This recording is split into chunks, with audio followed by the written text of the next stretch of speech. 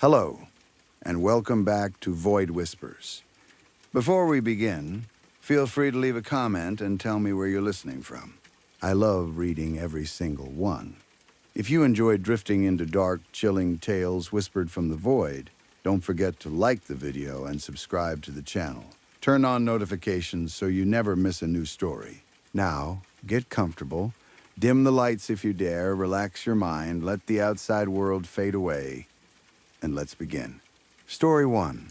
I was 20 years old in the late 1970s, and before everything happened, our village was the kind of place people only believed existed in paintings.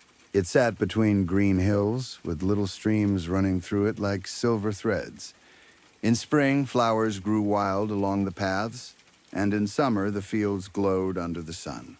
The air smelled of wet grass, bread, wood smoke, and fresh soil. Everyone knew everyone. Doors were left open during the day. Children ran between houses without fear. Women called to one another from gardens. Men gathered in the square after work and drank tea while talking about crops, weather, and old stories. It was peaceful, maybe too peaceful. I remember people smiling often. Not fake smiles, not polite smiles, but real ones. People helped each other without being asked. If someone was sick, food appeared at their door. If someone's fence broke, 3 men came to fix it before sunset. If someone had a wedding, the whole village celebrated. It felt like we belonged to one another. But then he came. A man moved into an old house near the edge of the village, a house that had already been empty for years. It stood a little apart from the others, close to the road that led toward the hills. At first, people were curious about him. New people did not often come to our village. We thought maybe he was a widower, or a man looking for quiet, or someone who had inherited the property from distant relatives. We were wrong. From the beginning, there was something wrong with him. He did not greet anyone. He did not smile. He did not visit the market unless he had to, and when he did, he moved quickly with his head down and his eyes full of anger. If someone tried to speak to him, he cursed at them. If children came too close to his house, he shouted until they ran away crying. Soon, people started whispering that he practiced witchcraft. At first, I thought it was just village talk. People in small places like ours often turn strangers into monsters because they do not know what else to do with them. But then the screams began. They came from his house at night. Not every night, but often enough. Long, terrible screams that cut through the darkness and woke people from sleep. Sometimes they sounded like a woman, sometimes like an animal, sometimes like a man being tortured. Lights would flicker in his windows, strange colors, not yellow like lamp oil, but reddish and blue, like fire burning underwater. No one wanted to approach his house. My father said we should leave him alone, that men who invite darkness into their homes should not be disturbed unless you are ready to face what answers the door. My mother crossed herself whenever his name was mentioned. For a while, the darkness stayed inside his house. Then it began to spread. It started with stones thrown at windows after midnight. Small stones at first, tapping against glass like someone asking to be let in. Then larger ones striking hard enough to crack panes. People would rush to the window and see no one outside. Then came the voices. Neighbors said they heard someone calling their names from beyond their doors. A child's voice. A dead relative's voice. Sometimes their own voice. One woman swore she heard her husband calling from the yard, begging her to open the door even though he was asleep beside her the whole time. Another family woke to find muddy handprints on every window of their house, though there had been no rain for weeks. A farmer found his cow dead in the field with its eyes missing and its tongue pulled out. Another man said something followed him home from the well, walking behind him with too many feet. Within a few weeks, the entire village changed. People stopped smiling. Children no longer played outside after dusk. Women brought laundry in before sunset. Men who once laughed in the square now hurried home with fear on their faces. Every night, we locked our doors, shut our shutters, and waited. I was too frightened to go to the outhouse after dark. That may sound small, but it tells you what kind of fear lived among us. I was 20 years old enough to consider myself a man, but I would sit inside holding my breath rather than step into the yard at night, because I could hear things walking outside, not people. Things. Sometimes they moved slowly past the front door, dragging something behind them. Sometimes they circled the house. Sometimes they stood under the windows and threw pebbles at the glass for hours. Tap, tap, tap. My father sat near the window with his shotgun across his knees. I can still see him there, his face pale in the lantern light, his hands trembling even though he tried to hide it. My mother sat beside the stove and prayed under her breath until morning. No one slept anymore. We only waited for dawn. Our beautiful village had become a prison. Finally, one afternoon, the men of the village gathered together. Fear had turned into anger, and anger needed somewhere to go. They decided enough was enough. The stranger had brought this curse upon us, and he would answer for it. Almost the whole village marched to his house. I went too, though my legs shook the entire way. When we reached the house, the door was locked. The windows were covered from inside. Men shouted for him to come out. No answer came. Eventually, they forced the door open and searched the place. He was not there, but the inside of the house was worse than anything we imagined. The walls were covered with strange markings, drawn in ash, blood, and something black that smelled like rot. There were circles on the floor, burnt candles melted into piles, jars filled with things floating in cloudy liquid, and bundles of hair tied with red thread. In one room, dead birds hung upside down from the ceiling. No one touched anything. We backed out of the house before sunset.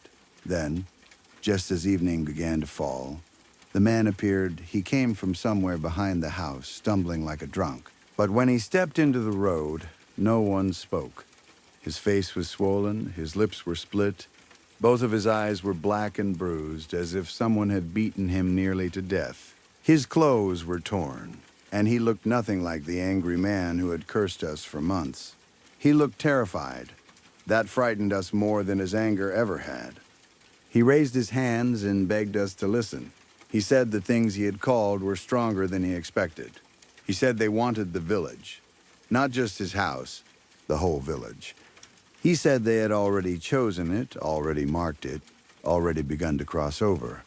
He told us that if we refused them, they would not let anyone sleep that night. Not one person. He said they would torment us until madness took every home. They would throw stones, whisper names, break windows, drag people into the dark. They would keep coming until we either submitted or fled. But he said running would not save us now. He told us there had to be a ritual. That night was the second full moon of the year. He said that meant something to them. He said they would descend upon the village after midnight, and every person had to stand outside their home dressed entirely in black. No lamps, no weapons, no prayers spoken aloud.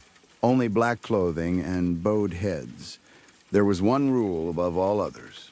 We were not to look at them.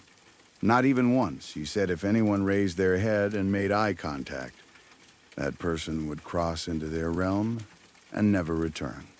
After saying this, the man ran. He did not wait for questions. He did not ask forgiveness. He turned and fled down the road like something was already chasing him. Within moments, he vanished into the dark beyond the village. That was when I understood. Even the man who had brought those things here could no longer face them. My father later explained the ritual to my mother in a low voice, thinking I could not hear. He said it was not a prayer, it was not protection. It was an oath of submission, a ceremony where we admitted they existed and bowed before them. They wanted our village to acknowledge them. They wanted us to give in. No one had the courage to refuse. By then, night had fully fallen. The moon rose above the hills, large and pale, and the village seemed to shrink beneath its light. We dressed in black. My mother wrapped a black shawl around her head. My father wore his old black coat. I wore dark trousers and a black shirt. I remember my fingers shaking so badly I could barely button it. Just before midnight, we stepped outside. I will never forget what I saw. The entire village stood in front of their homes, dressed in black from head to toe. Their faces looked white under the moonlight. Some were crying silently. Some held hands. Some trembled so badly they could barely stand. Children clung to their mothers. Old men stared at the ground with tears running down their cheeks. Only a few weeks earlier, those same faces had been full of laughter. Now we looked like people waiting to be sacrificed. My mother held the other. I could feel both of them shaking. No one spoke. No one dared. Then, from the entrance of the village, we heard the first sound. A hum. Not music at first. Not speech, either. More like the sound of a huge crowd murmuring far away. Many voices speaking together, too many to understand. The sound rolled slowly toward us along the road. My father leaned close to me and whispered sharply, "Keep your eyes on the ground." I obeyed. I stared at the dirt near my shoes. The hum grew louder. My heart pounded so hard that I could hear it in my ears. My knees felt weak. My whole body ached from trying not to move. As the sound came closer, something else joined it. Music. But not music made by any instrument I knew. It was a thin, wheezing sound, sharp and scraping like bone being dragged across bone. It rose and fell in a rhythm that made my teeth hurt. It sounded like a flute made from something alive, something suffering. The first shadow passed it across the ground, long and twisted. I kept my eyes down, but even the shadow was enough to make my stomach turn. It was shaped almost like a person, but not quite. Its neck bent at an impossible angle. Its back rose in a hump, but the hump moved as if another living thing was riding inside it or growing from it. Then, more shadows came. Tall ones, bent ones with arms too long. Shapes that walked like people, but were not people. The procession had entered the village. The sound of horses followed, but not the clean clatter of hooves. These steps were wet and heavy like slabs of meat slapping against the earth. Their shadows stretched across the dust, huge and crooked, with legs too thin and heads too long. The smell arrived next. Damp earth. Old tombs, rot sealed away for 100 years and suddenly opened. It was sweet and sickening, so strong that I gagged but did not dare make a sound. The music grew louder as they passed beside us.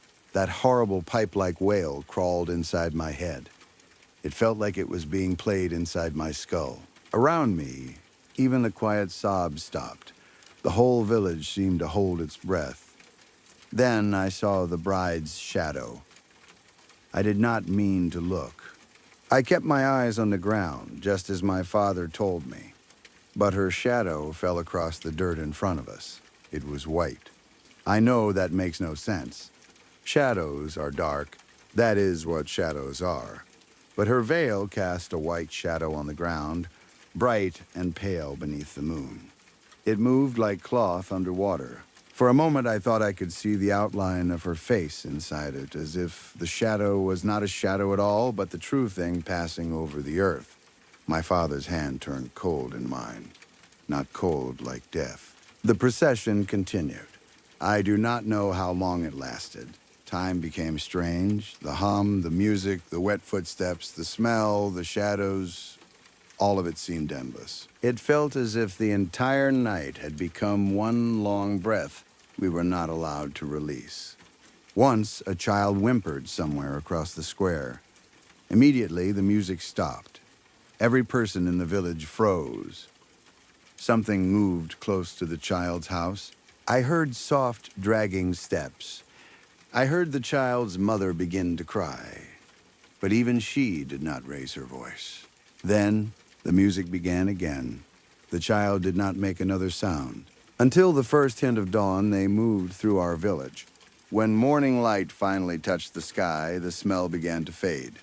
The hum retreated toward the village entrance. The shadows thinned and vanished. The music grew softer until it sounded like wind through dead grass. No one moved for a long time. Then, one by one, people turned and went back into their homes. No one looked at each other. No one asked what anyone had seen.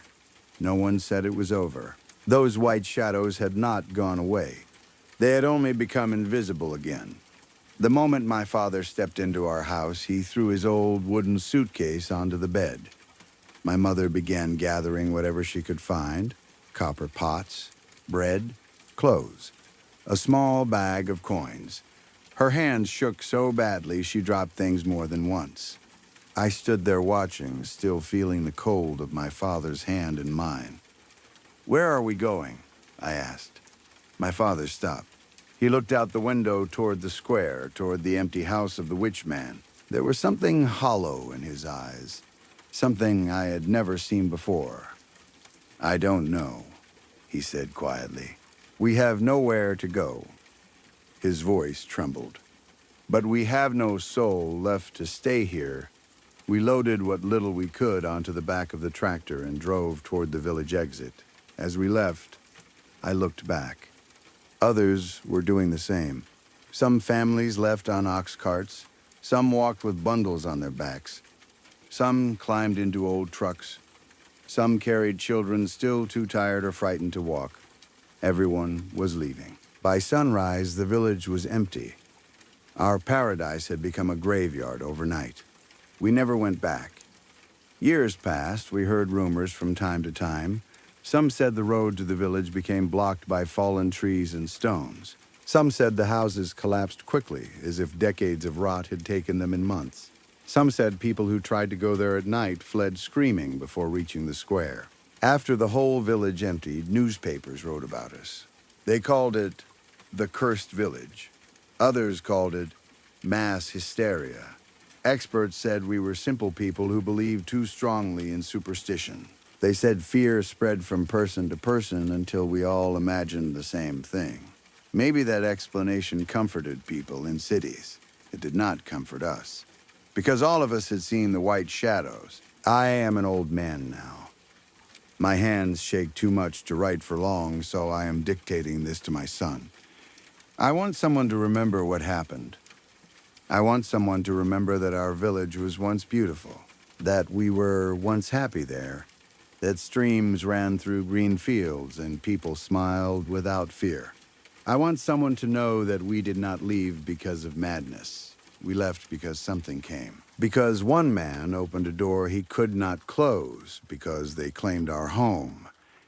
And once they did, we understood something no newspaper, priest, doctor, or expert could ever explain.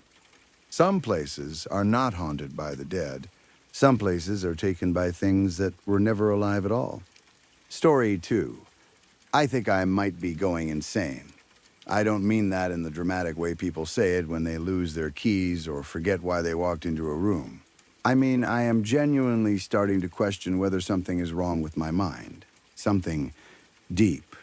Something that has been sitting quietly inside me for a long time and has finally decided to show itself through the one thing I used to trust most: my reflection. At first, it was small enough that I could ignore it. Small enough that I could convince myself I was tired or stressed or getting sick. You know that strange feeling you get in a funhouse when you stand in front of those warped mirrors and watch your body stretch too tall, then shrink too short, then bend in ways a body should never bend? There is a sick little twist that happens in your stomach when your brain recognizes your face but also knows something is wrong with it.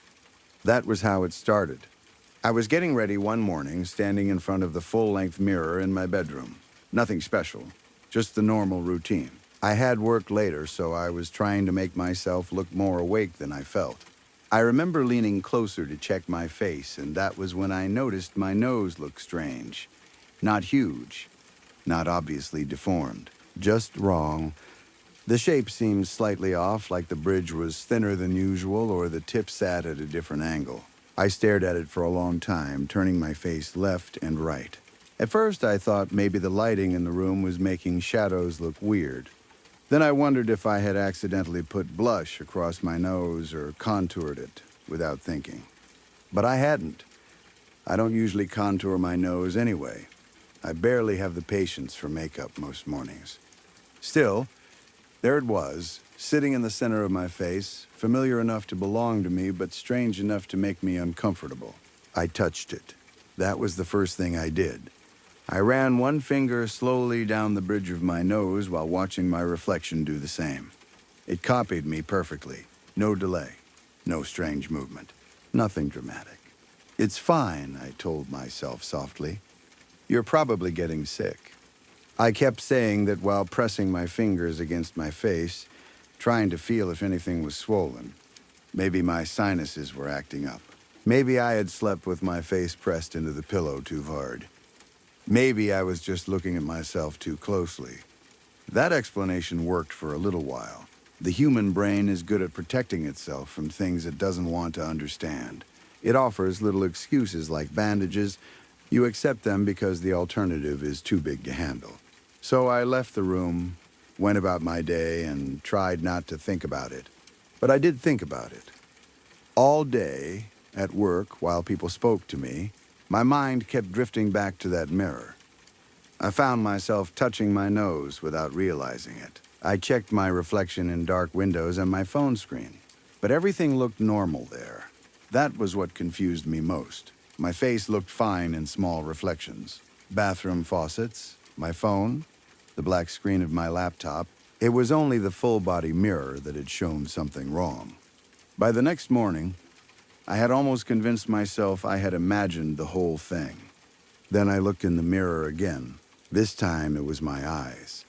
I had slept well that night. Better than usual, actually. I woke up feeling rested and calm. For once, I didn't hit snooze 6 times or lie in bed scrolling until I hated myself. I got up, stretched, and walked to the mirror with a cup of coffee in my hand. Then I saw my eyes. In the reflection, they were bloodshot. Not just a little red from dryness. They were violently red, filled with thin, branching veins that crawled across the whites like cracks in glass. The skin under them looked bruised, darker than it should have been. I leaned closer, feeling my pulse quicken. That wasn't right. I touched the skin under my eyes. It felt normal. My eyes didn't burn, they didn't feel dry, they weren't watering. I didn't feel sick.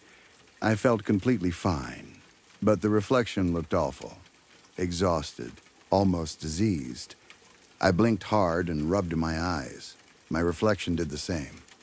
When I looked again, they were still red. No, I whispered. That's not right. I grabbed my phone and opened the front camera. Normal. My eyes looked normal. A little tired, maybe, but nothing like the mirror. I stared at the phone, then back at the full-length mirror. In the phone, I looked like myself. In the mirror, I looked like someone who had been crying for days or hadn't slept in a week.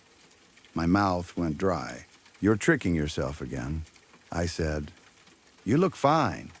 I actually laughed after saying it because hearing myself speak out loud made me feel ridiculous. People see strange things when they're anxious. People get fixated on tiny details in their appearance all the time. Maybe this was just some new, ugly form of insecurity my brain had decided to create. So I did what I had done the day before.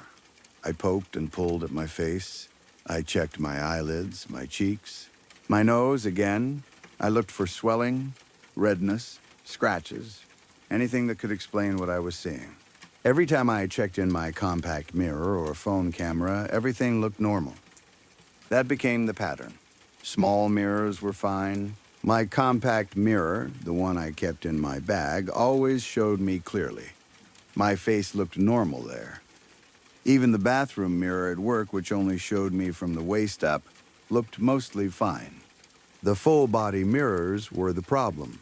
And once I realized that, I started avoiding them. That should have been easy. Most people don't need to look in a full-length mirror constantly. But once you're trying not to look at something, it becomes almost impossible not to notice it. My bedroom mirror stood against the wall near the closet. I had placed it there years ago because the room was small and it made the space feel bigger. Now it felt like an open door. Every time I passed it, my eyes wanted to flick toward the glass. I started covering it with a sheet at night. That helped for a while. Or at least I told myself it did. The next few days were strange but manageable. I stopped getting ready in my bedroom. I used the small mirror on my vanity instead. I brushed my hair while sitting down. I checked my outfit in reflections from windows instead of standing in front of the full mirror. Still, I felt watched. That sounds stupid because a mirror doesn't watch you. It reflects you. That's all. It has no thoughts, no hunger, no intention. But I could feel it in the room behind the sheet, waiting. I tried to talk myself out of it constantly. You're stressed. You're tired. You saw one weird thing and now your brain is building a story around it. That is what fear does. It gathers small moments and ties them together until they look like proof. Then this morning happened. I woke up feeling normal. Not great, not bad, just normal. I had almost convinced myself that if I kept ignoring the mirror, whatever strange fixation I had developed would fade away on its own. I walked into the bathroom half asleep, turned on the tap, and started brushing my teeth. Our bathroom has a tall mirror mounted above the sink. It isn't technically full length, but it is large. Large enough to show my whole upper body, the door behind me, and a narrow slice of the hallway if it's open. I had been using it without any problem for days. Maybe because I never looked too closely. That morning I was brushing my teeth and staring down into the sink, watching white foam swirl around the drain. I remember thinking about coffee. I remember wondering if I had enough time to wash my hair. Ordinary thoughts. Safe thoughts. Then I looked up. Blood poured from my mouth in the mirror. I froze with the toothbrush still between my lips. My reflection stood there staring back at me, toothpaste and blood dripping down its chin in thick red streaks. Its lips were stretched into a smile that I was not making. The smile was wide and calm, almost pleased. Its teeth were broken and uneven with dark gaps where some had fallen out. Then I saw teeth drop into the sink. In the reflection, they hit the porcelain one by one, but I heard nothing. No clatter, no tiny hard sound, nothing. I looked down at the real sink in front of me. Only toothpaste. No blood, no teeth. I looked back up. The reflection was still smiling. My actual mouth had gone numb around the toothbrush. I slowly pulled it out and touched my teeth with my tongue. All there. No blood. But in the mirror, my reflection opened its mouth wider, letting more red foam spill down its chin. It looked delighted, like it wanted me to see. I stumbled backward, hitting the wall behind me. That was when its hand moved. Not mine, its hand. It lifted slowly toward the mirror from the other side. I was standing with my hands at my sides. I know I was.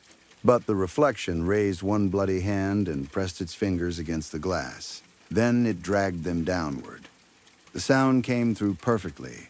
A horrible scratching noise, sharp and high, like nails on a chalkboard. My nails. In the reflection, the nails on its fingers were peeling backward from the tips. The skin beneath them was raw and bloody. As the fingers slid down the glass, the nails bent back farther, exposing red flesh underneath. Blood oozed down its hand, thick and dark. The smile never changed. It kept staring at me with my face, with my ruined eyes, with my broken, bloody mouth. And it smiled like all of this was normal. That was when I screamed. I don't remember dropping the toothbrush, but I must have. I don't remember turning off the tap either. I just remember running. I tore out of the bathroom so fast that my shoulder slammed into the doorframe. I grabbed my keys from the counter without shoes, without a coat, without thinking, and ran outside. I made it to my car and locked the doors. Now I'm sitting here in the driver's seat, typing this with shaking hands. My phone says it has only been 20 minutes, but it feels longer. The house looks normal from the driveway. Curtains still. Front door closed. Morning light on the windows. Nothing moving inside, but I know the bathroom mirror is in there. I know it's waiting. I keep telling myself there has to be an explanation. Maybe I'm hallucinating. Maybe carbon monoxide. Maybe some mental health issue finally showing itself. Maybe I should call someone. A doctor. A friend. My mother or the police, though I have no idea what I would say. There is something wrong with my mirror. That sounds insane. I tried checking my face in the car mirror a few minutes ago. That was a mistake. For 1 second, everything looked normal. Then my reflection blinked too late. Just a fraction of a second. Not enough that anyone else would notice, maybe. But I noticed. I covered the mirror with an old receipt and haven't looked again. I don't know what it wants from me. That is the part I can't stop thinking about. If it wanted to scare me, it worked. If it wanted me out of the house, I left. If it wanted me to look at it, I already did. So what now? What does a reflection want when it stops being yours? I keep remembering the first day when only my nose looked wrong. Then my eyes. Then my mouth, my teeth, my hands. It feels like it was testing pieces of me, learning my face, practicing how to wear it. Maybe that is why small mirrors still look normal at first. Maybe it needed bigger glass, more room, a full shape. Maybe it has been trying to build itself out of me one feature at a time. I want to believe I am having some kind of breakdown. I truly do. Because if I am losing my mind, then at least the horror is inside me. At least there are doctors and medicine and explanations. But if I'm not insane, then something is inside my house wearing my reflection like a mask. And I have no idea what happens if it finally gets the whole thing right.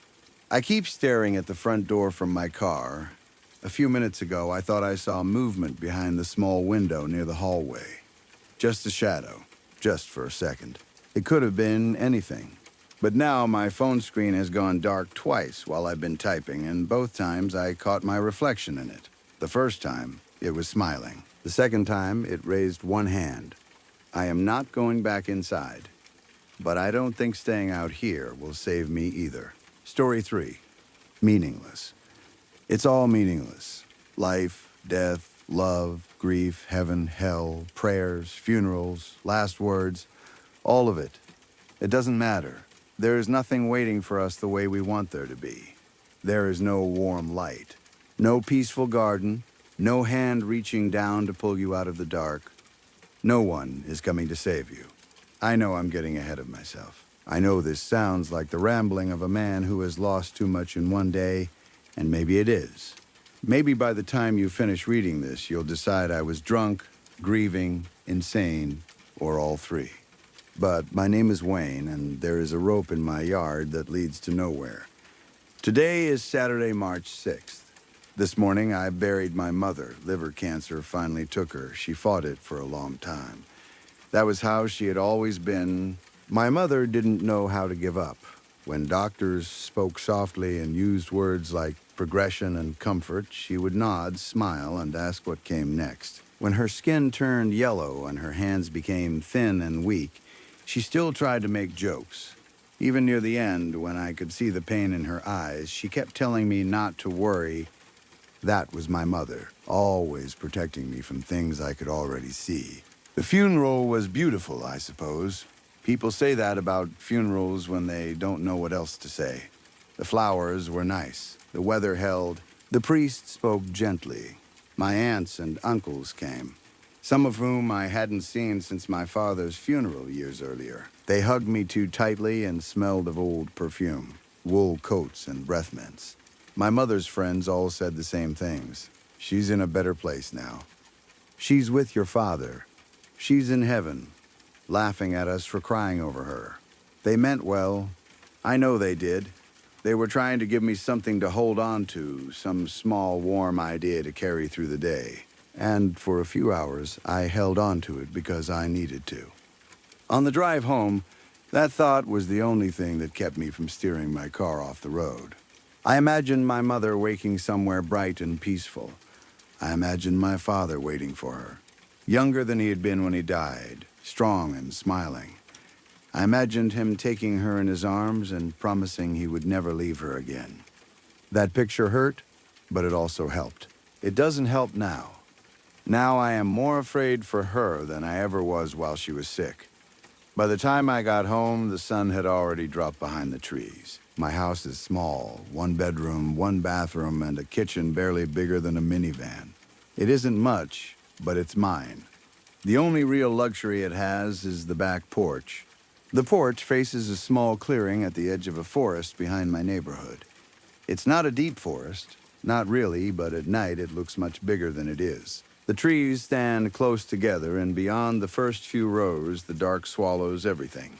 I've spent a lot of evenings out there, smoking cigars under the stars, drinking coffee while the sun came up, listening to insects in the summer, watching snow settle in winter. That night, I wanted to drink. I walked into the kitchen, opened the fridge, and searched for anything that could make the pain quieter. I found a case of beer and decided that would have to do.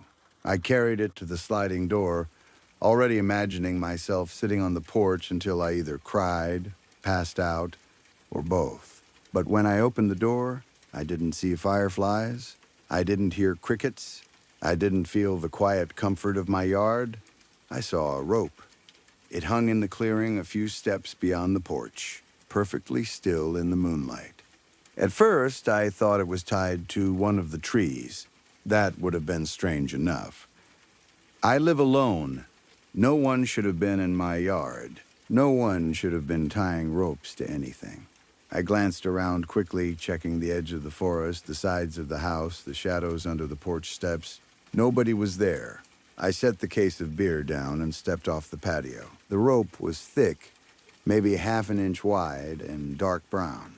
It looked old, but not rotten. Rough fibers twisted together tightly. The bottom end hung close enough for me to reach, but when I followed it upward with my eyes, I realized something that made my breath catch. It wasn't tied to a branch. It wasn't tied to anything. The rope went straight up into the night and just kept going. Not into clouds, not over a roofline, not into some hidden pulley or wire, into nothing. "What the fuck?" I whispered. I walked around it slowly, staring from every angle. The moonlight touched the rope, so I knew it was real. It cast a faint shadow on the grass. It moved slightly when the breeze passed through the yard, though the upper end remained fixed in the sky. I reached out with both hands and grabbed it. The rope felt real, too. Coarse, cold, solid. I gave it a small tug. Nothing happened. I expected it to fall. I expected whatever trick was holding it up to fail. I expected to discover some fishing line or prank or weird art installation. Something I could understand, something I could tell people about later after enough time had passed for it to become funny. But the rope didn't move. It remained fixed to whatever invisible thing held it above me. I stepped back and looked up again. For reasons I still can't fully explain, the sight of it filled me with anger. Not fear at first. Anger. It wasn't supposed to be there. It offended me. It was like someone had hung a middle finger in my yard, pointing straight at the laws of the universe. My mother had died. My father was gone. My life was empty. And now the world was going to add this? A rope to nowhere dangling in my backyard like a joke? I rolled up my sleeves. I grabbed the rope again, this time with both hands wrapped tightly around it, and pulled. Hard. It didn't move. I planted my feet in the dirt and leaned back with all my weight. My hands burned against the fibers. My arms shook. My teeth clenched. "Still nothing. You piece of shit," I growled. "Why won't you move?" I wrapped the rope around my hands and pulled harder. The dirt shifted under my shoes. My shoulders screamed.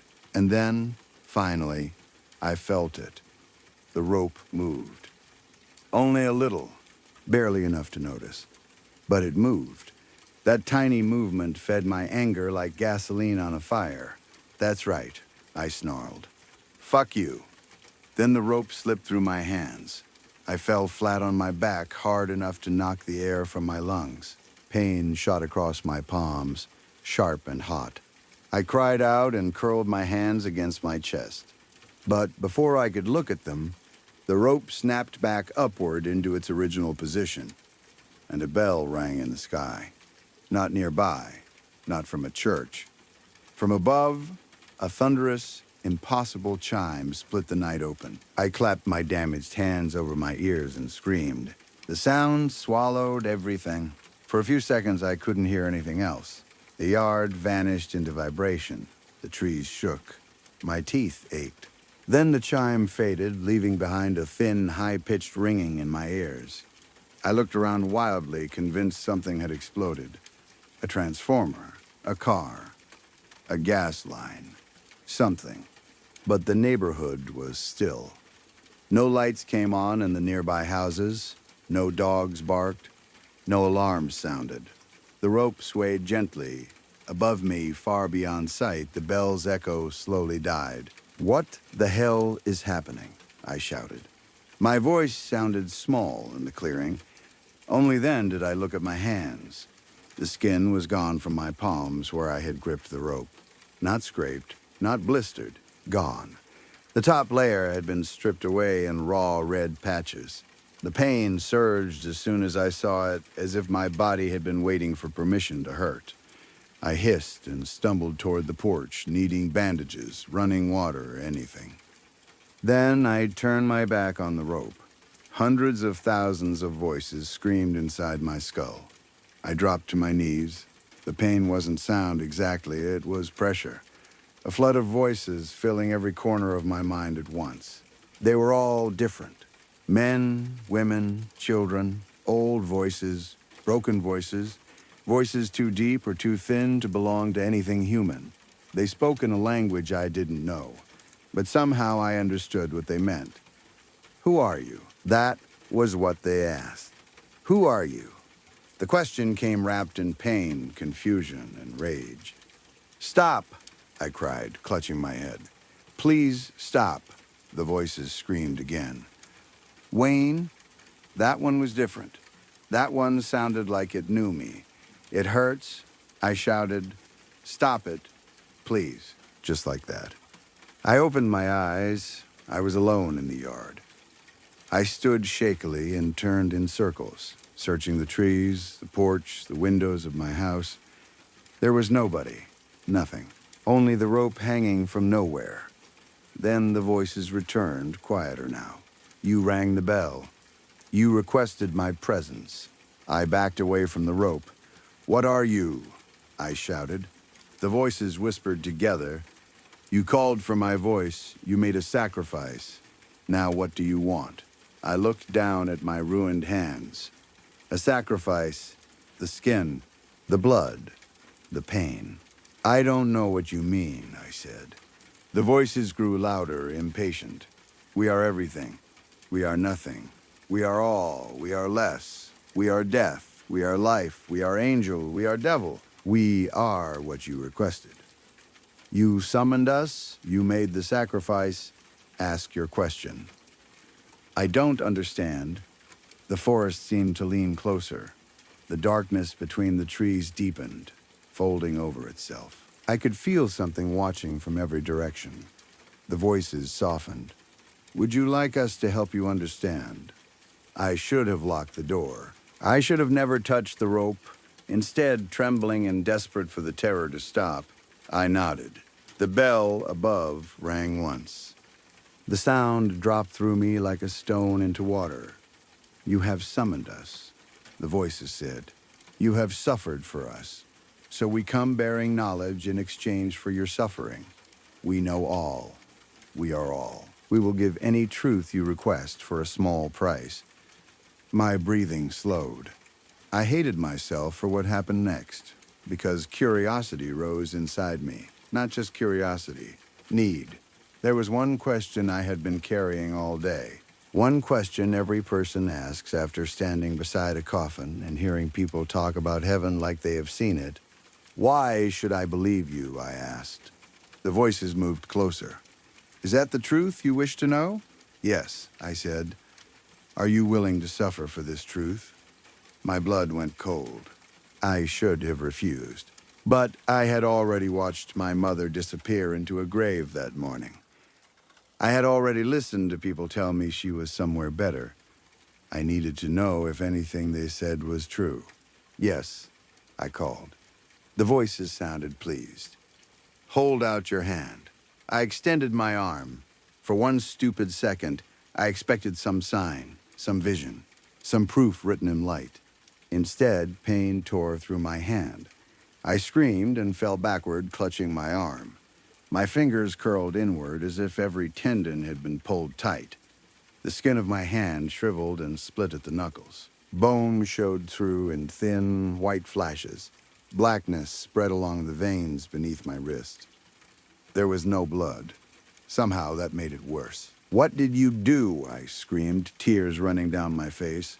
"What the fuck did you do to me?" Then the pain vanished. The wound remained, blackened, twisted, and torn open in places, but it no longer hurt. The bell sounded again. The voices spoke. "Your name is Wayne, 43 years old, alone. Your father died from a heart attack. Your mother died from cancer. You live in this house. You drink to quiet grief. You lie to yourself because silence is easier than prayer." "Stop," I whispered. They knew. I didn't know how, but they knew. "I believe you." The voices waited. I stood slowly, staring at my destroyed hand. Then I asked the question, "Where are my parents?" Silence. The forest was still. "My parents," I said louder. "You said you know all. Where are they? Are they in heaven? Are they happy?" The silence stretched long enough that I began to hope. Then the voices answered, "Are you willing to suffer for this truth? The cost is greater for such a secret, a price you may only pay once." "Yes," I said immediately. The answer came too fast. I know that now, but grief makes a person reckless. Love makes a person stupid. "I am willing to suffer." "Help me?" Her voice came from nowhere and everywhere. It spoke in that impossible language the others had used, but I understood it perfectly. It was her. Not an imitation, not a memory. My mother. "Mom!" I screamed. "Help me, please," she cried.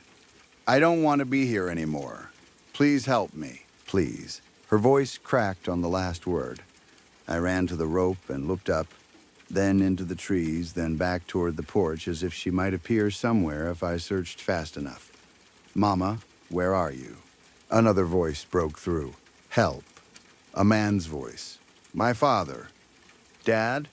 I shouted. "Dad, where are you? Please come out. Please don't leave." I was crying so hard I could barely see. Their voices overlapped, begging, pleading, calling my name, asking me to help them. They sounded far away and right beside me at the same time, trapped somewhere with no walls, no floor, no light. Then the thousands of voices returned and drowned them out. "They are part of us now." "No," I sobbed. "They are not happy." "No, they are suffering." "Bring them back," I screamed. "Stop hurting them. Let them go. Take me instead. Please take me."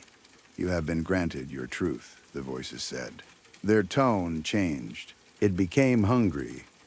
"Now grant us your suffering." "No." "Bring them back."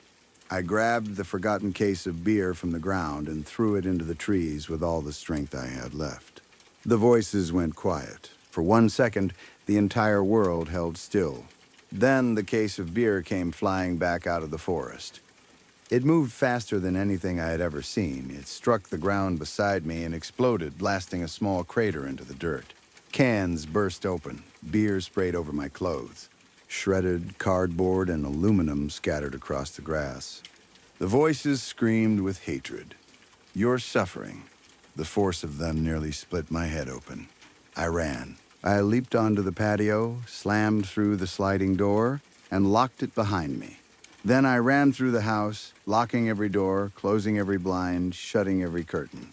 My hands shook so badly I could barely work the latches. Now I'm in the kitchen typing this.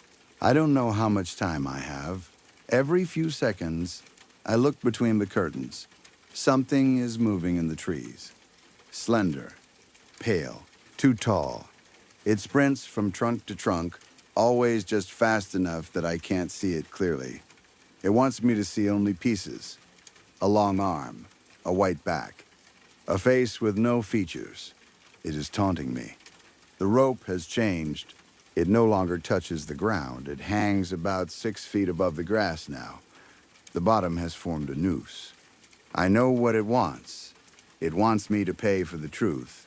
It wants my suffering. It wants my voice added to the others.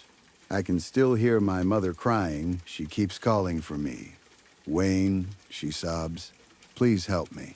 Sometimes the voices behind them laugh. I don't want to die.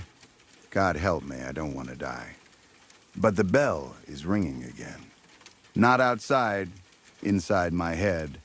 Its pitch has not changed, but my prayers have.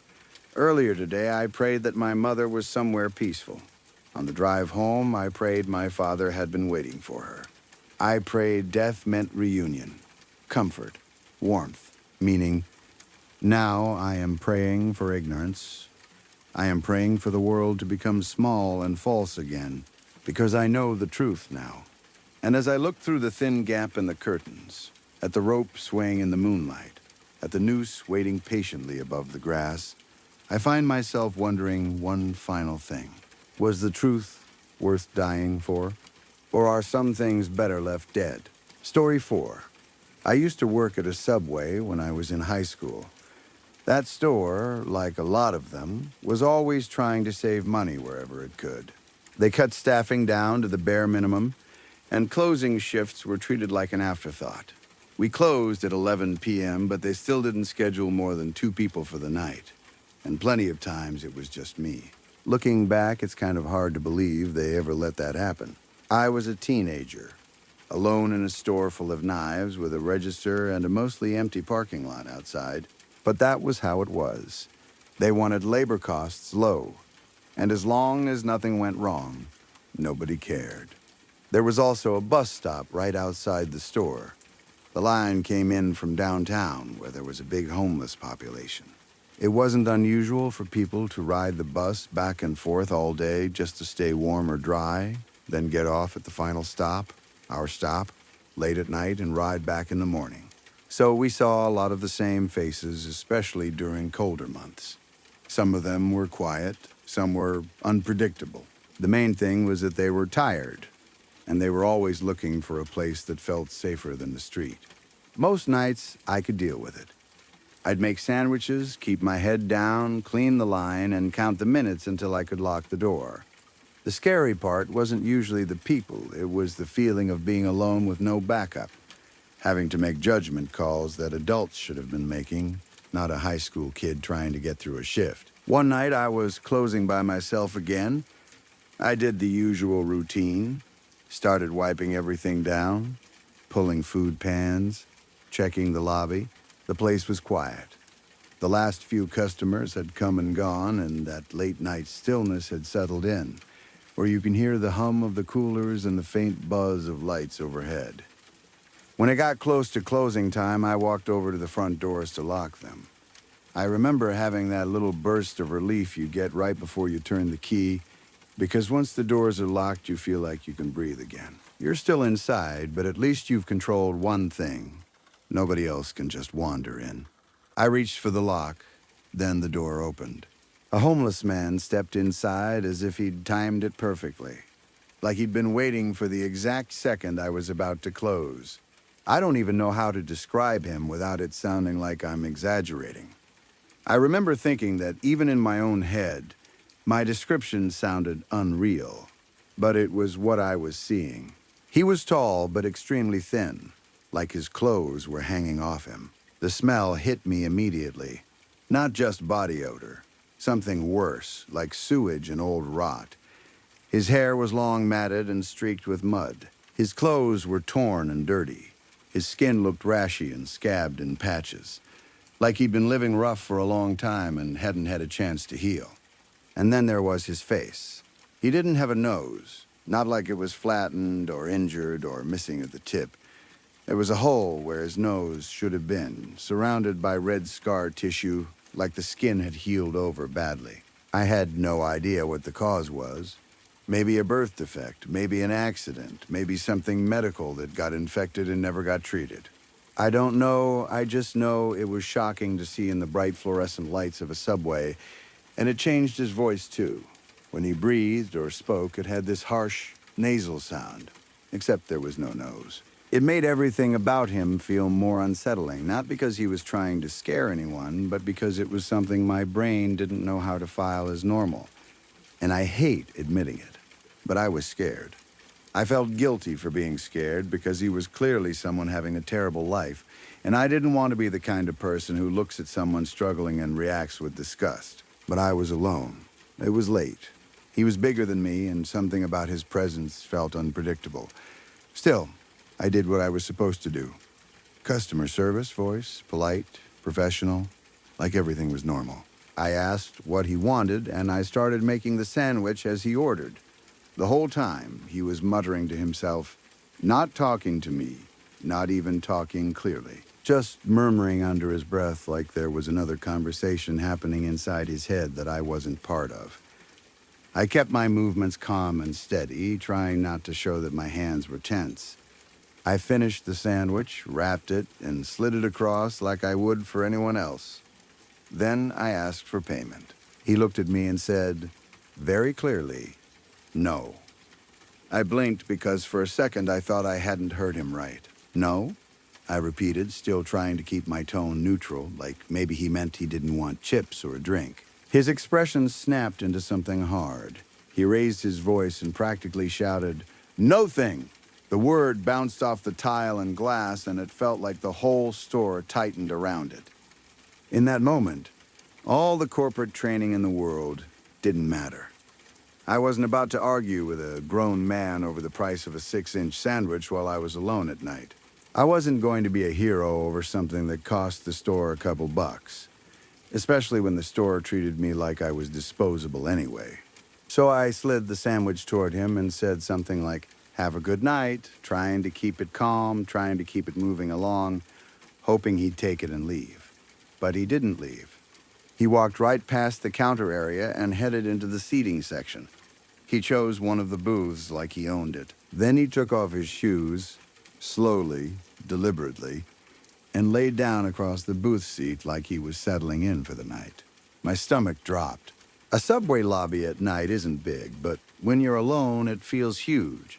It felt like the distance between the counter and the booths had suddenly turned into a space I couldn't control. I was behind the counter with the register and the prep line. He was in the seating area, comfortable, ignoring the fact that the store was closing. I walked out from behind the counter enough to speak to him without getting too close. I told him as politely as I could that we were closing soon and he'd have to leave. He didn't argue. He didn't answer. He just stared at me. The stare wasn't normal eye contact. It wasn't even angry. It was blank and fixed, like he was waiting to see what I would do next. Like he knew I didn't have any real power. That was when I felt the panic start rising. Not the dramatic kind where you scream. The quiet kind where your body starts planning escape routes. The kind where you think about how far you are from the back door, and whether the phone is close enough, and how fast you could run if you had to. I walked away and went into the back, telling myself I was going to handle it like an adult. I locked all the doors to the back area, not because that would stop him if he really wanted to get in, but because it made me feel like I had at least one barrier between us. Then I watched him on the security cameras. They weren't recording cameras, just live monitors. Another corner cut. They were basically there to make employees feel watched, not to actually protect anyone. I could see him on the screen, still in that booth, still not moving much, just lying there. I waited. 10 minutes, 15, 20, half an hour passed, he was still there. I went back out and tried again, telling him he had to leave. He ignored me completely, like I hadn't spoken. No response, no glance, nothing. Like he'd decided I wasn't real enough to acknowledge. I stood there for a second, feeling small and stupid and trapped. There wasn't a manager to call. There wasn't another employee in the building. There wasn't some magic policy that made a situation like that safe. It was just me and him. And the knowledge that I still had to close the store, count the register, and leave the building alone. I didn't know what else to do. So I called the police. Even dialing felt like admitting defeat, but I wasn't trying to win anything. I just wanted the situation to end without me getting hurt. I figured a police presence would be enough to get him up and out, and then I could lock up and go home. When the officers arrived, they came inside and started talking to him. I stayed in the back because I didn't want to be near him and I didn't want to be part of whatever argument might happen. From where I was, I couldn't hear what they were saying clearly.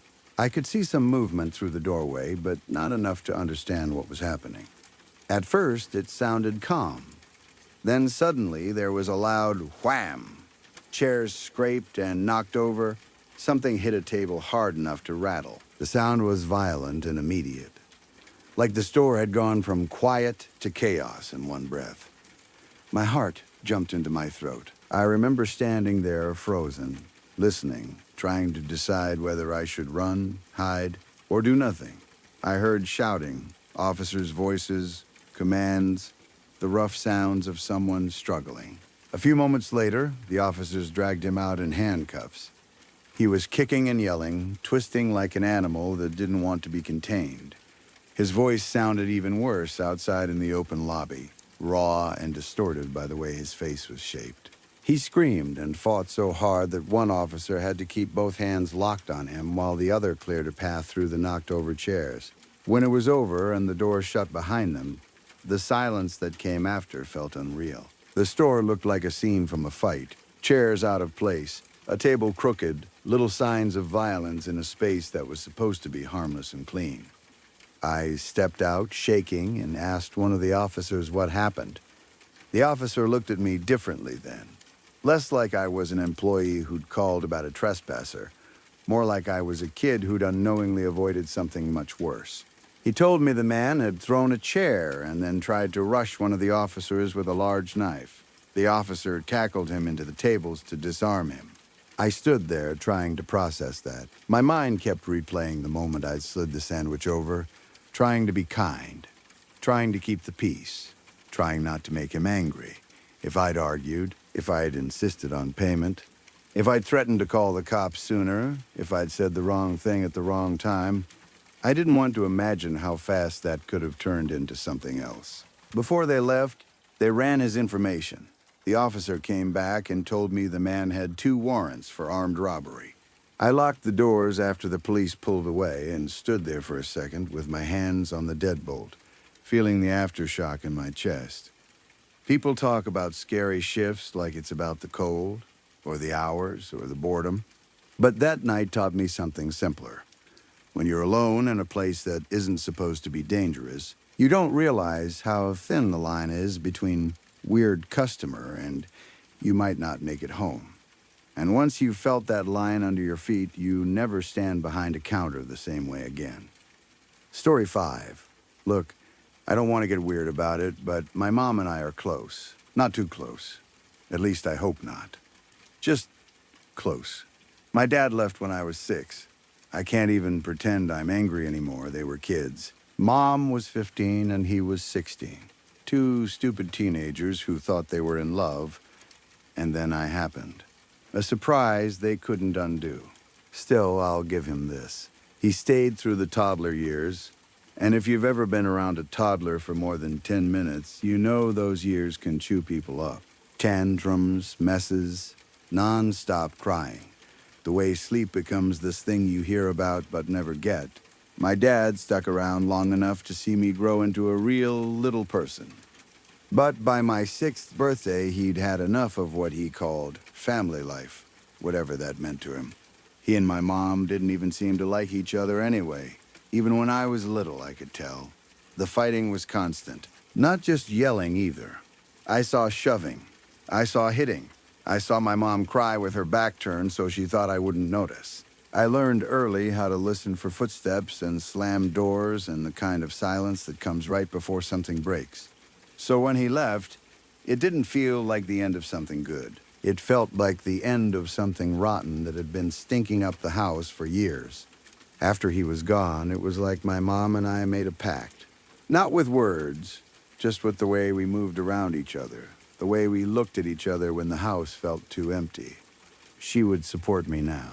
And one day, when she got older, when she reached those years where people start to slip backward and need help, I would support her. That was our pact. Ours. Not anybody else's. And for a long time, she honored it. She packed my lunches and cut the crusts off my sandwiches, because she knew I hated them.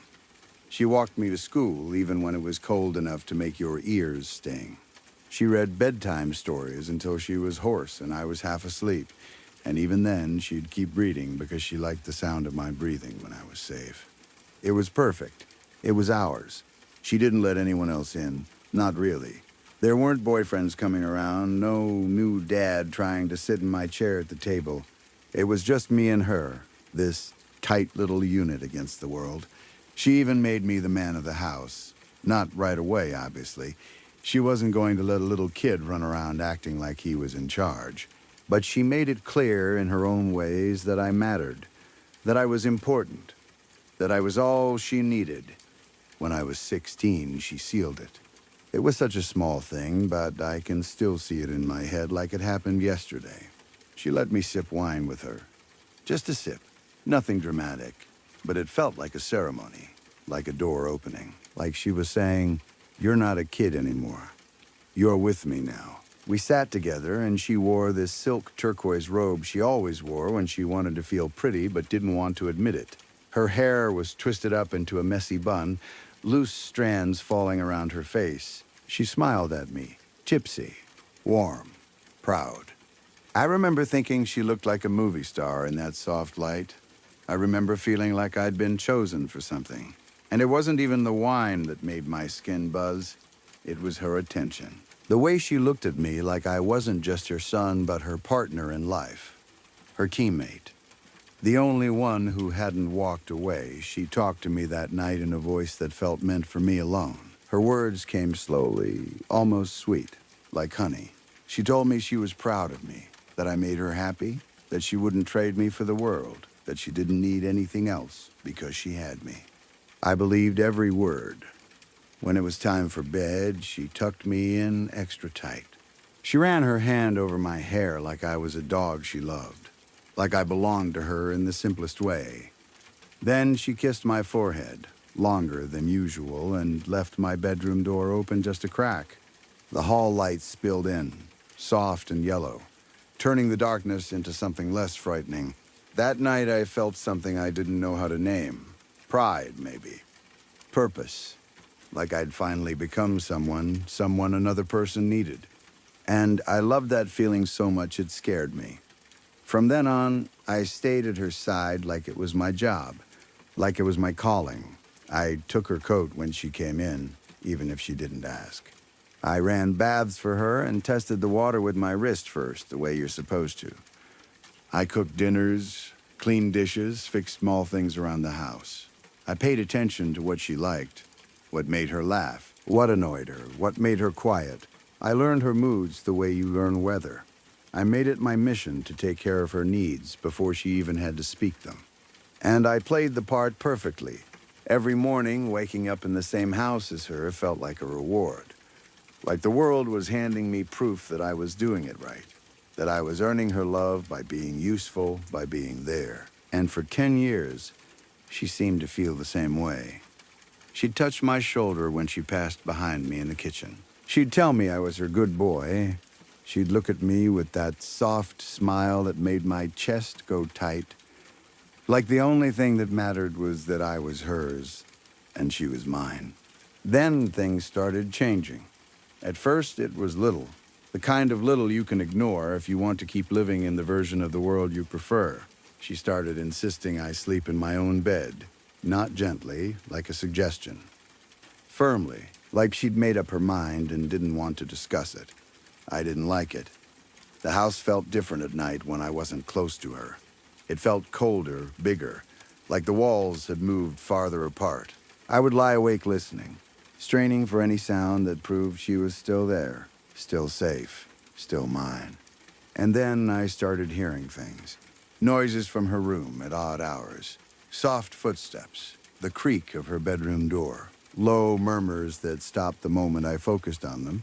Sometimes a laugh, quiet and private, the kind of laugh she used to save for me. At first, I tried to tell myself it was nothing. Maybe she couldn't sleep.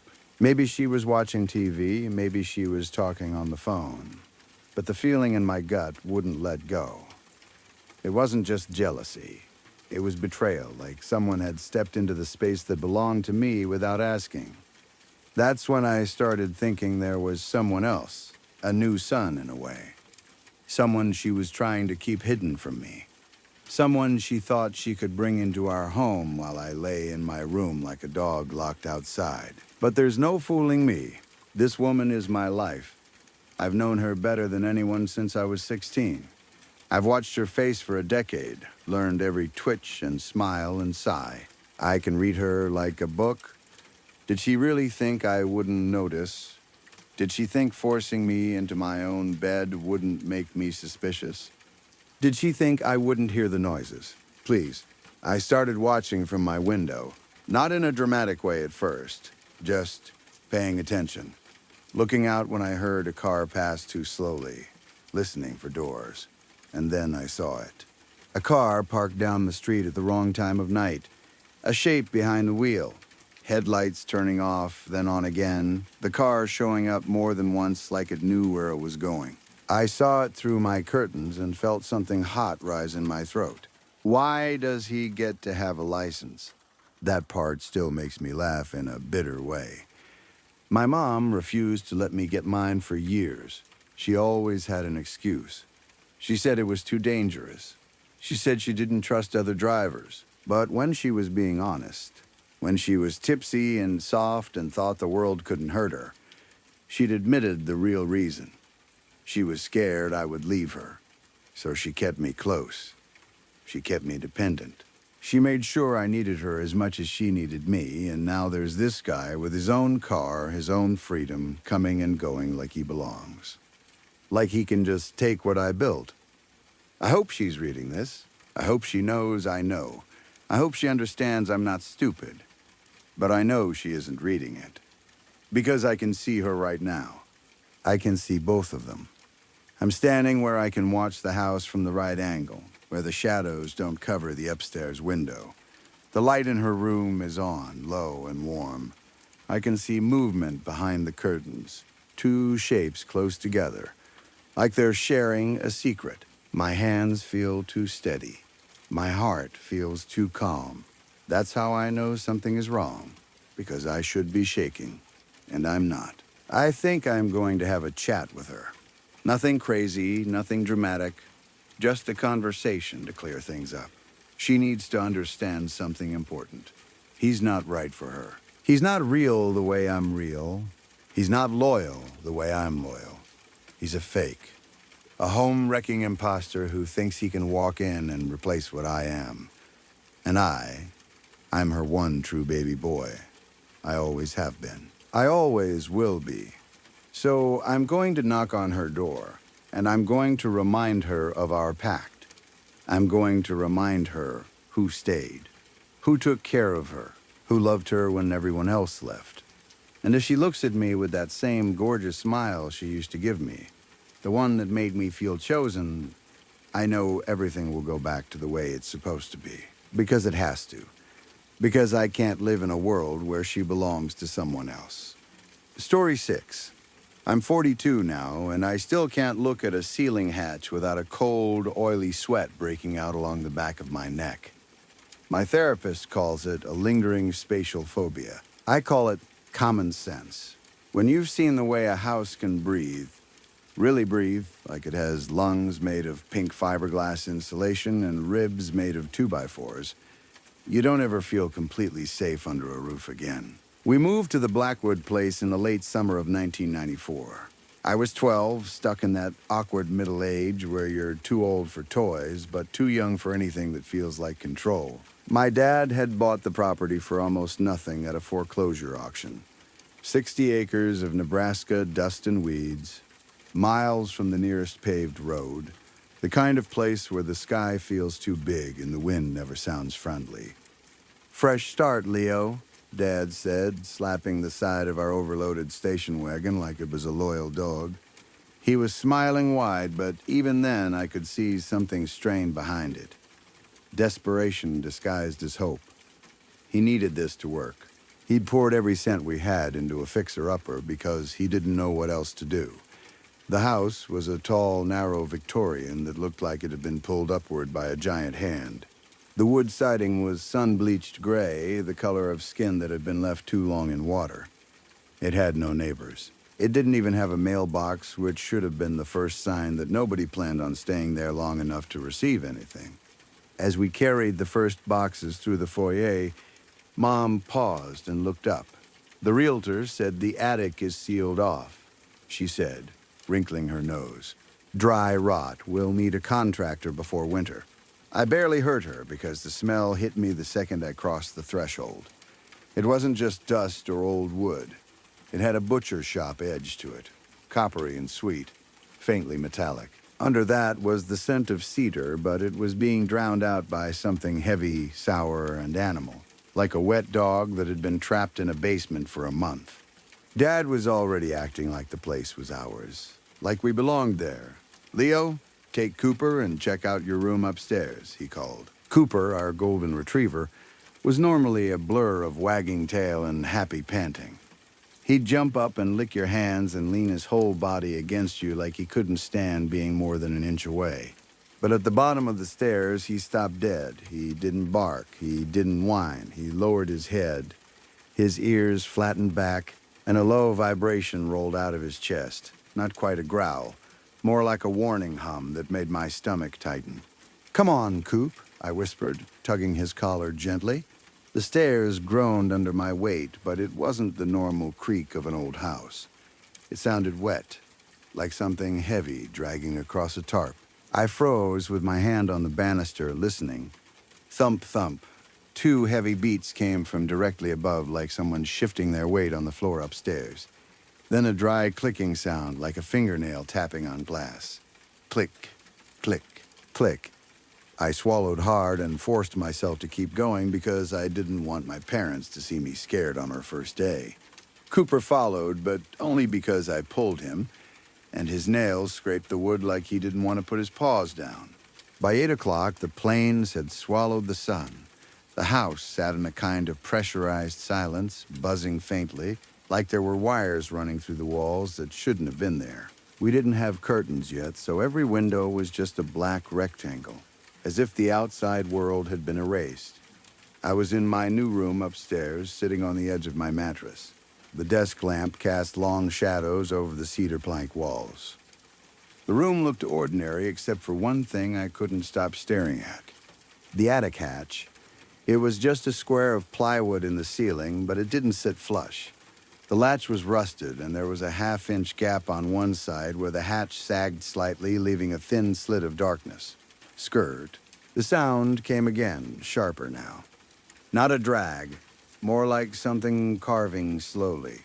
I stood on my bed, heart pounding. As my eyes adjusted, I realized the dark knot in the plywood that I'd assumed was part of the wood wasn't a knot at all. It was a hole, small, jagged, and fresh. The edges looked chewed, as if something with tiny needle teeth had been gnawing patiently from the other side. I reached up, fingers shaking, wanting to push the hatch closed and make it click into place, wanting to hear a lock that wasn't there. Then the smell drifted down stronger, thick enough that I could almost taste it. Damp meat, rot, the kind that coats your tongue and makes you feel like you can't swallow it away. "Cooper?" I whispered, turning toward the door. Cooper stood in the hallway, half in shadow. He wasn't looking at me, he was looking up at the ceiling. His lips were pulled back, showing teeth, but he wasn't growling anymore. He was making a rhythmic, wet clicking sound deep in his throat. Click, click, click, click. It matched the attic sound perfectly. Then a voice came down through the hatch, thin and whistling like air escaping a punctured tire. It sounded like my dad, but wrong, flat and mechanical, like a recording played through broken speakers. "Leo, take Cooper, check out. Upstairs." Those were the exact words Dad had said earlier. But now they were being repeated from above me, slow and careful, syllable by syllable, like something was tasting the sounds before letting them out. Above the little hole in the hatch, a pale shape shifted. For half a second, I saw a wet glint. An eye. Huge and gray, threaded with red veins pressed tight against the plywood. It didn't blink. It didn't move. It just watched. Then the ceiling didn't just creak, it stretched. I heard snapping like tendons tearing and the sound of wood fibers ripping as something heavy shifted its weight above me. It sounded like a wet bandage being peeled off an ancient scab. I didn't sleep. I sat in the corner of my room with a baseball bat I'd dug out of a box, staring at that hatch until the sun finally bled through the window. When morning came, the fear tried to shrink itself into something my brain could survive. Like maybe it had been a dream, a fever, first-night nerves in a strange house. Downstairs, the kitchen smelled like burnt toast and cedar. Dad was at the table already with coffee and a stack of blueprints, acting like we were in control of this place. "Dad," I said, my voice cracking before I could stop it, "there's something in the attic." It was talking. It used your voice. He didn't even look up. "It's the acoustics, Leo. Old Victorians carry sound. Wind catches the gables, vibrates through the cedar. It can sound like voices. It's called pareidolia. The brain makes patterns." "It wasn't a pattern," I whispered. "It was you. Leo, enough," Mom said, coming in from the porch carrying a box of mason jars. The move was already wearing her down. Stress had tightened her face. "We have enough to worry about. The pantry has a leak. The cellar smells damp, and Cooper is—" She stopped mid-sentence. We all looked toward the corner by the refrigerator. Cooper was backed into it like he was trying to crawl into the wall. His breathing was shallow and jagged. His ears were pinned flat. His eyes were locked on the pantry door with a glassy, primal stare. "Cooper, come here, boy," I said softly. He didn't move. Instead, he let out a sound I'd never heard from him before. A high, thin whistle, like air leaking out of him. Then we heard it. Slap. Slap, slap. It came from behind the pantry door, heavy and rhythmic like wet meat hitting floorboards. Mom took a step toward it, frowning. "Is the shelving falling?" "Frank, I told you those supports looked rotten." Then the voice came from the dark behind the door. "Leo, take Cooper, check out, upstairs." This time, Mom froze. The jars in her arms rattled against each other. "Frank," she asked, voice tight, "did you just say that?" "I didn't open my mouth," Dad said, standing so fast his chair scraped hard across the floor. A thin gray fluid began seeping out from under the pantry door. It wasn't like water. It pulsed, slow swell, slow retreat, matching the slap, slap, slap as if the house had a heartbeat. "It's a sewer backup," Dad muttered, but his face had gone pale. He grabbed a tire iron from the tool kit on the counter like it would make him feel capable again. Pipes vibrating, making, resonance, some scientific fluke. "Dad, don't," I said, louder than I meant to, panic breaking through. The slapping stopped. The pulsing fluid went still, the voice changed. It wasn't Dad's voice anymore, it was mine. "Dad, is someone up there?" I felt my skin go cold. Those were words I'd said earlier in the hallway, calling out when I heard a sound upstairs.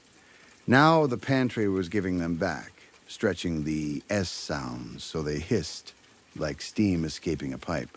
Dad reached for the pantry handle, then hesitated. He noticed the door bowing outward, the wood grain strained as if something inside was leaning into it. "See?" he said, forcing confidence into his voice. "It shook anyway. Air pressure. Vacuum seal in the crawl space. I'm going to nail it shut until the contractor gets here. We don't want the dog getting into whatever chemical leak that is." He didn't want to see what was right in front of us. He took framing nails and hammered them through the pantry door into the frame. Whack, whack, whack. As he hammered, I looked up at the kitchen ceiling and saw a single gray drop hanging from a seam directly above my head. It didn't fall. It retracted, it pulled itself back up into the wood like a worm slipping into a hole. The house wasn't just old. It was doing something. Threading itself into us, that night Dad turned the master bedroom into a bunker. He shoved a heavy dresser in front of the door. The three of us crowded onto the bed, trying to pretend we were safe because we were together. "It's just for tonight," Mom whispered. She kept staring at the ceiling fan like it might drop on us, just until the inspector comes. I lay between them with my heart feeling like a stone. Outside the door, Cooper wasn't scratching to be let in.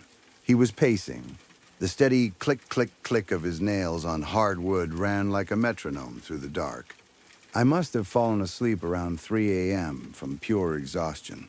I woke up because the room felt too quiet. The pacing had stopped. I sat up slowly, careful not to wake my parents. Moonlight spilled into the hallway from the gap under the door. A shadow moved across it. "Coop?" I breathed. A soft, wet thud came from above us, my bedroom upstairs. Then, in the hallway, I heard the attic hatch shift. I crept to the door and peered through the narrow gap between the dresser and the frame. The hallway was washed in pale, sick blue moonlight. Cooper stood directly under the attic hatch with his tail tucked tight. He was staring up. The hatch was open. Something began to descend, not dropping like a person climbing down, but unfolding like something that had too many joints. The limb was pale and translucent, the color of a mushroom, slick like peeled skin. It was far too long, maybe 6 feet, and as it straightened, its knobby joints clicked like dice in a cup. There was no real hand at the end. There was a cluster, 5 needle-thin digits that moved separately like crab legs feeling through the air. They hovered inches above Cooper's head. Then a voice came down, gentle and perfect, like my dad praising the dog. "Good boy." The digits didn't grab him. They threaded into his fur. And then, this is the part that still makes my stomach turn even now. They slipped under Cooper's skin at the scruff of his neck as easily as a needle sliding through fabric. No tearing, no struggle, just entry, clean and wrong. Cooper didn't yelp. He didn't flinch. His eyes went wide and cloudy, and his whole body went limp like someone had switched him off. The arm began to retract. It lifted my 60-pound dog off the floor without effort. Cooper's legs dangled useless. His head lolled back. As he reached the dark square of the hatch, the arm didn't just pull him up. It folded him, not like breaking for cruelty, like compressing something to fit it through a small opening. I heard a wet crunch of ribs being pressed together, the kind of sound that belongs in slaughterhouses, not hallways. One of Cooper's back legs kicked once, a final reflex. Then he was gone into the darkness. The hatch clicked shut. The silence afterward was thick, like the house was holding its breath. I slumped against the door, trying not to make a sound. My chest hurt from the way I was breathing. I looked at the spot where Cooper had stood.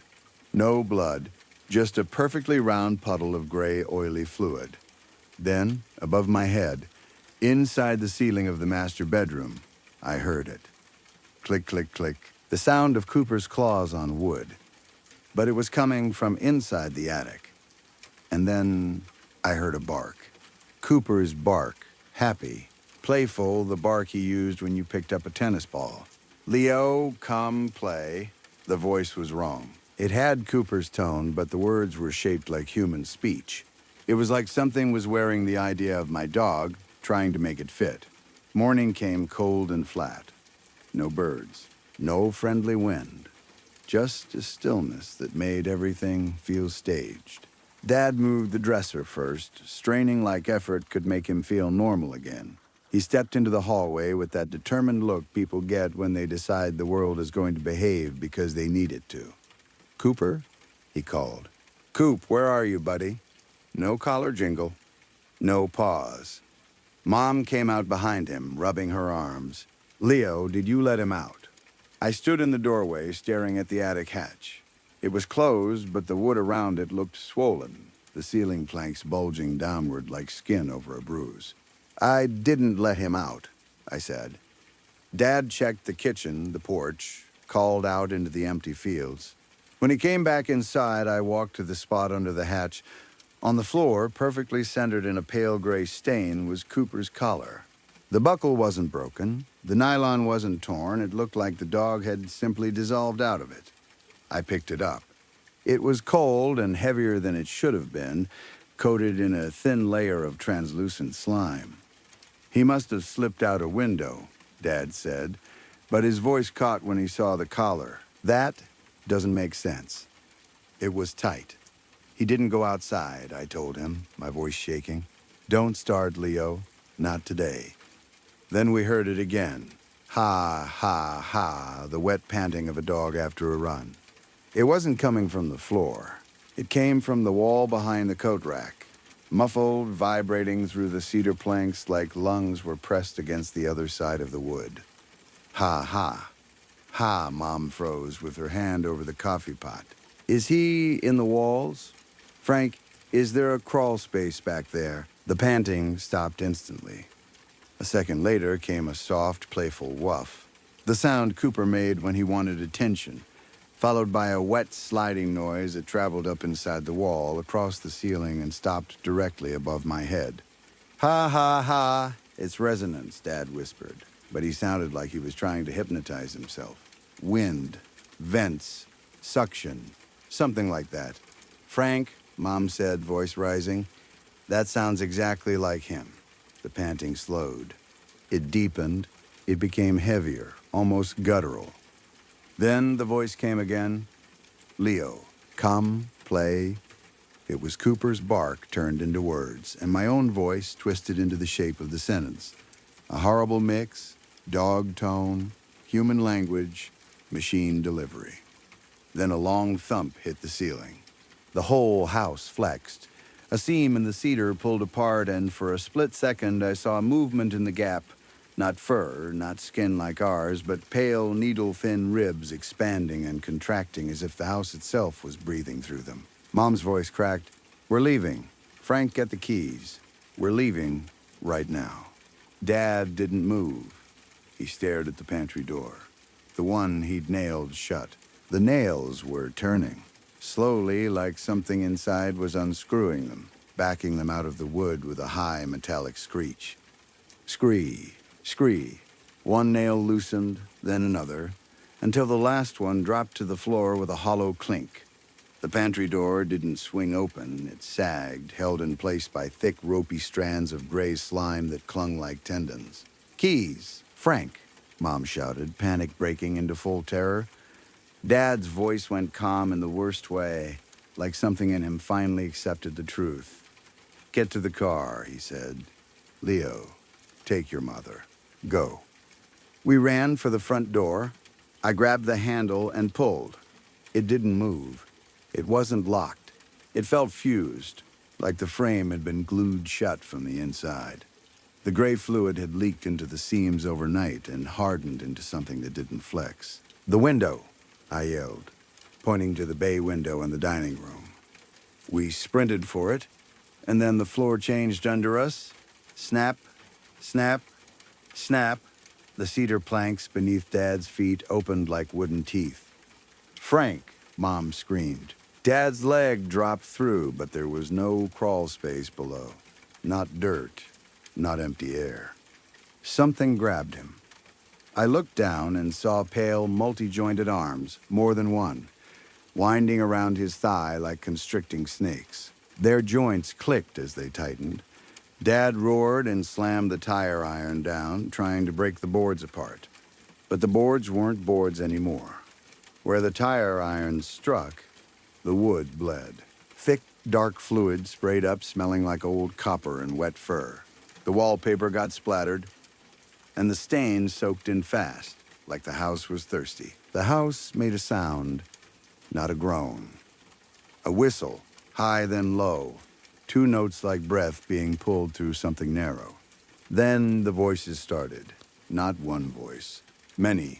From walls and ceiling and floor, our own words erupted back at us in layers, overlapping and broken. Leo, come help! With the kitchen boxes. Boy, it's just an old house. Leo. A dozen versions of us.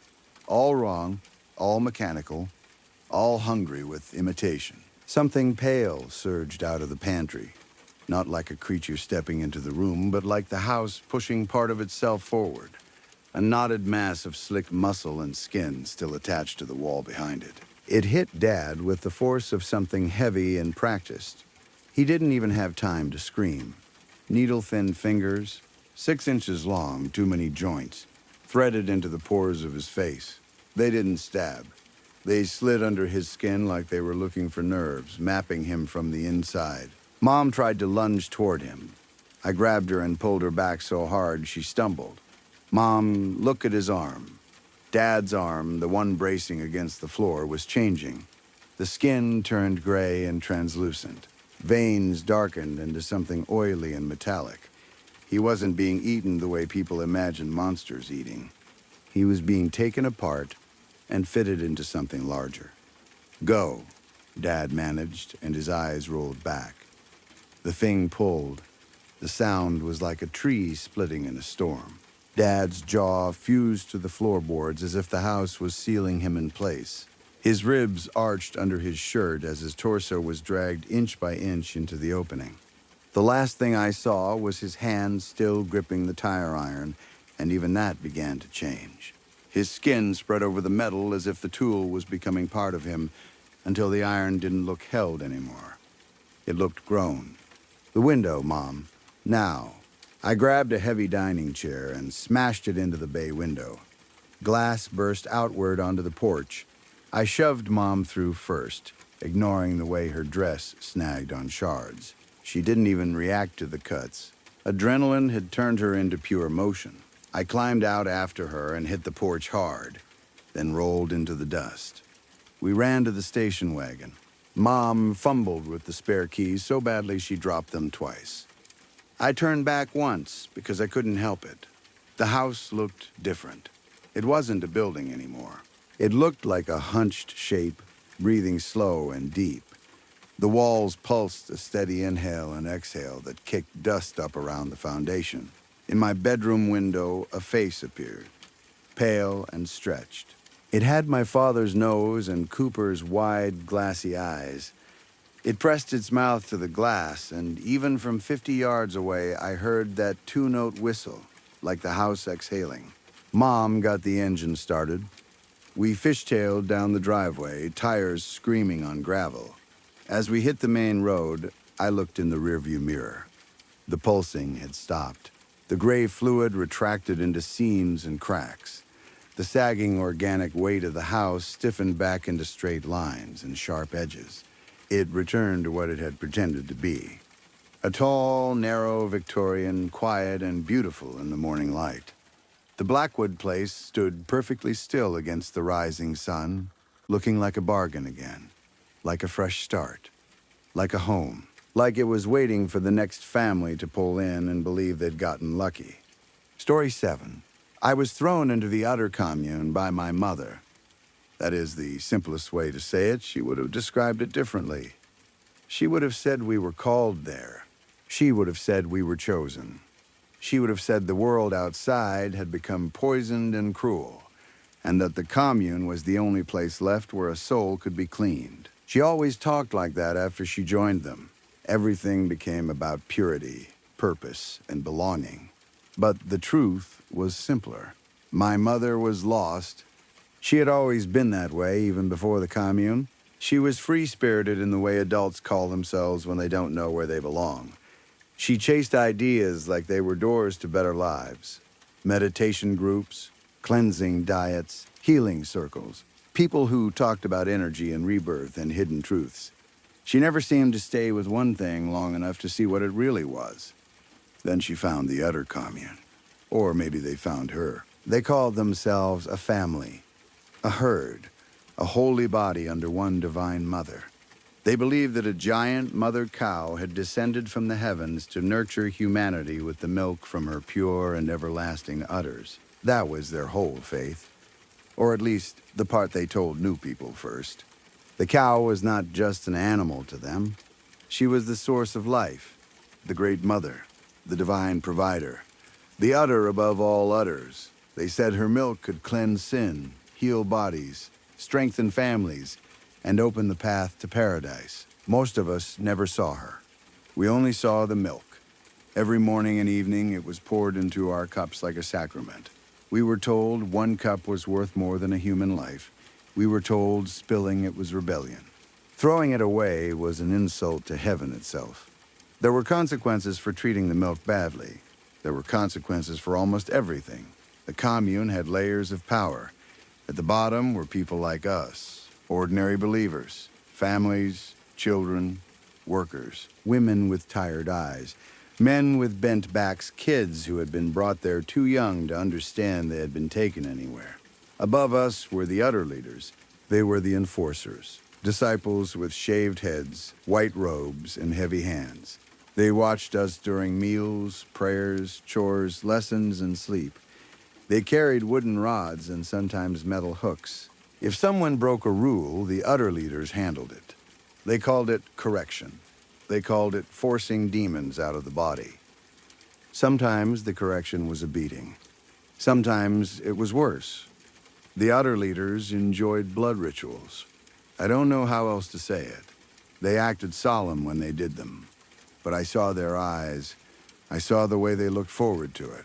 They believed cutting pieces from the body helped remove sin. A fingertip, a toe, an ear, something small enough not to kill you, but large enough to remind you forever. Above them were the utterworldly. They were the highest disciples, the chosen ones who claimed they had seen the holy cow with their own eyes. They said they heard her voice straight from her mouth. They lived in a mansion near the center of the property, though we were told never to call it a mansion. We were supposed to call it the House of Milk and Revelation. But it was a mansion. To us, it looked like a palace. The rest of us lived in shelters we built ourselves from trees we cut down by hand. We were not allowed modern tools unless the utter leaders approved them. We were told technology made people weak and full of outside world demons. We slept in bunkers, cabins, and long wooden dorms that smelled of sweat, wet straw, and old milk. Meanwhile, the otherworldly lived behind fences with clean windows, polished floors, electric lights, and real furniture. Their house had running water that did not smell like rust. It had a kitchen bigger than our whole sleeping bunker. It had guards at every entrance. Nobody questioned it. They were the cow's mouthpieces. That was what we were told. They deserved comfort because they carried the burden of divine speech. At the top was Dylan A. Andrews, the uttermost leader. That was his official title, and people said it without laughing. Dylan wrote the Holy Scripture we were forced to study every day. He preached every Sunday, Wednesday, and Friday in the chapel, shouting until his face turned red and veins bulged in his neck. He told us who was worthy and who was damned. He told us the outside world was a pit of filth. He told us the cow loved obedience and hated doubt. If you did not believe in the cow, you were worse than sinful. You were empty. You were marked for perdition. That word appeared in almost every sermon.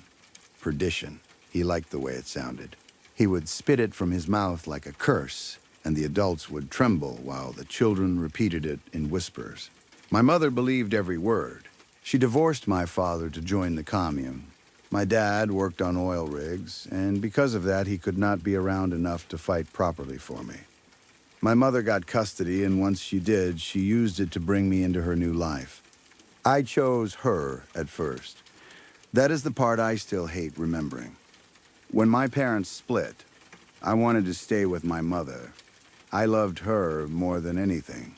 My father was away so much that he felt like a voice on the phone more than a person in the house. My mother was the one who braided my hair, made my food, held me when I cried, and told me stories when she was in a good mood. So when she said we were going somewhere better, I believed her. I did not understand that better meant no leaving. Once we arrived, I was packed into the back of a wagon with other children and taken away from her. I did not live in my mother's house. She lived with her new husband in one of the family cabins closer to the inner property. I was sent to the children's bunker for ages 9 through 14, which was one of the farthest places from her. I saw her only during approved visits, and even those were watched by utter leaders. She would smile when she saw me. She would hold my hands and tell me I was growing in the milk. She would say she was proud of me, then she would go back to her husband and her prayers and leave me there. That was how she loved me in the commune, by accepting me into the suffering and calling it salvation. I followed the rules mostly for her sake. In the commune, punishment did not always stop with the person who sinned. If a child disobeyed, the blood relative could also be punished. I knew if I caused trouble, my mother might suffer too. So I stayed quiet. I swallowed my thoughts. I learned to look faithful, even when I felt nothing but fear. Some children believed completely. Those were the ones who scared me most. They sang the songs with shining eyes. They memorized Dylan's scripture word for word. They corrected other children with a kind of joy. In school, we learned almost nothing useful. The teachers were random women who had been chosen to educate us because they were obedient, not because they knew anything. We copied scripture. We recited cow prayers. We learned the history Dylan invented for us. If we failed to listen, we were struck. If we questioned, we were struck harder. Once, I watched a little girl, maybe 7 years old, say the cow's name in vain. I don't even think she meant it as an insult. She was frustrated during a lesson and muttered something under her breath. The teacher heard her. The teacher did not hit her. She ordered the other children to do it. They beat that little girl while she curled on the floor crying, and the teacher told us we were helping cleanse her. I remember the sound of small fists hitting a small body. I remember watching children cry as they hit her because they were afraid to stop. I remember other children smiling. That was life there. Violence dressed as mercy, control dressed as faith. The labor camps were worse. Boys and young men from 15 to 30 worked the hardest jobs. Girls from 12 to 18 were also sent there, depending on what the other leaders decided. After girls became 18, they were given as brides to men chosen by the commune. They were told their sacred duty was to grow the herd. I was not old enough for that yet, but I knew it was waiting. My mother became pregnant with her new husband's child while I was in the bunker. After that, I saw her even less. She was ordered to stay in bed for most of the pregnancy. I only saw her walking once after her belly began to show. She looked tired but happy, one hand resting on the bump like it was proof God had forgiven her for everything. I became less important. I still loved her. That is the terrible thing, even when she left me in the bunker. Even when she praised people who hurt children. Even when she looked at me with soft pity instead of taking me and running back to my father. I loved her. I told myself I stayed quiet for her. I told myself if I survived, maybe one day I could convince her to leave. But no one left the utter commune. Not really. People disappeared sometimes, but never in the way escape stories end. If someone broke a simple rule, the utter leaders beat them. If someone committed a greater sin, there was a trial where the whole community voted on punishment. If someone did something truly unforgivable, the otherworldly took them away. No one knew what happened after that. Those people were never seen again. Then I got sick. Illness was common in the bunker. Children caught fevers, coughs, stomach bugs, infections, rashes. We lived too close together and cleaned too little with real supplies. Instead of proper medicine, we were given bitter roots, heated oils, and medieval remedies from the commune's apothecary. Usually, getting sick was just another misery. But getting sick at milking time was dangerous. That day, I sat on the long bench in the dining hall with my cup of holy milk in front of me. My stomach hurt badly. It had been twisting all morning, cramping so hard that sweat gathered under my arms. I told one of the women I felt sick, but she told me sickness was often a demon trying to avoid purification. So I sat there, the cup of milk was warm, it always was. There was a skin on the top that made me want to gag even before I lifted it. When the prayer ended, everyone drank.